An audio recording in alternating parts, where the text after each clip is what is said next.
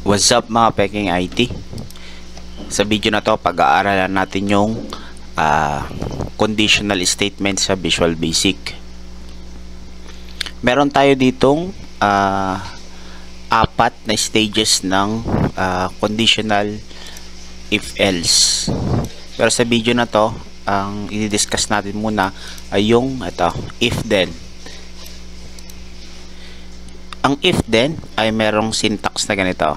If, yung condition niya, tapos then, statement, then, and if.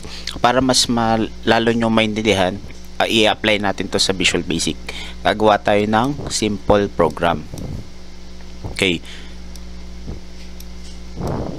Sa design natin na to, meron tayo dyang dalawang text box, dalawang label, saka isang command button. Wala pang code dyan. Ang gusto natin gawin, pagka pinag-run natin yan, i-enter natin dito yung age, then pagka in-evaluate natin, lalabas dito kung adult ba. Okay? Kukunin natin tong syntax ng if then. Okay? Copy natin yan, then paste natin dito. If condition, then statement.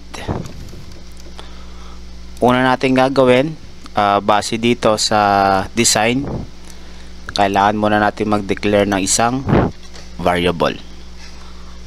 Dim age as integer.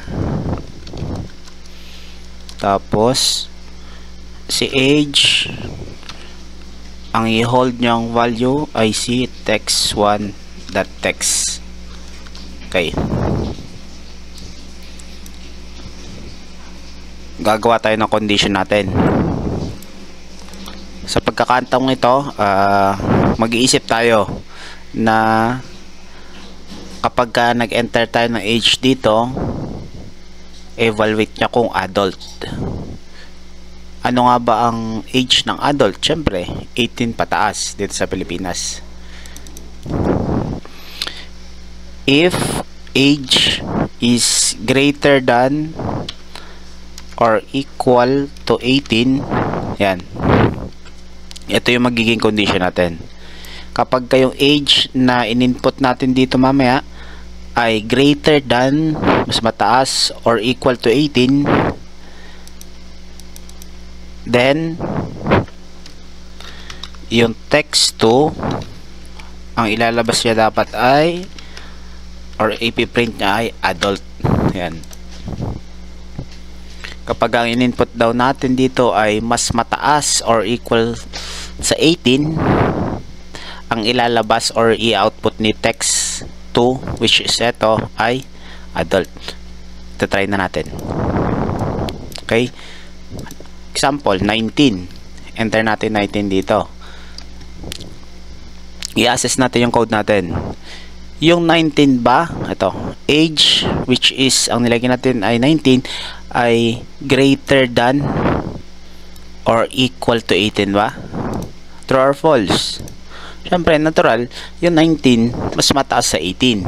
Kaya pagka in-evaluate natin to, dapat ang lalabas dyan ay adult. Click natin. Yan. Lobas yung adult. Paano naman pagka 27? Siyempre, mas mataas pa rin yung 27 kaysa 18. In-evaluate natin yan. Adult pa rin ang lalabas. Okay? Paano pag halimbawa naman 18? Ano lalabas dito? Adult o wala? Click natin. Okay, may lumabas pa rin na adult. Bakit? Kasi nga, greater than or equal to 18. Yung kasi yung condition natin. Na-fulfill ba yung condition? Yes, syempre.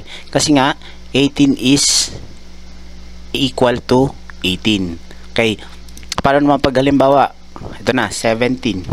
Yan. Pag kinilig ko ba to, may lalabas dito? Syempre, wala. Kasi nga, age yung 17 is not greater than or equal to 17, kaya hindi na fulfill yung condition natin, kaya walang lumabas dito. Okay, sana na-gets nyo. Pagka may mga question kayo, i-comment nyo lang sa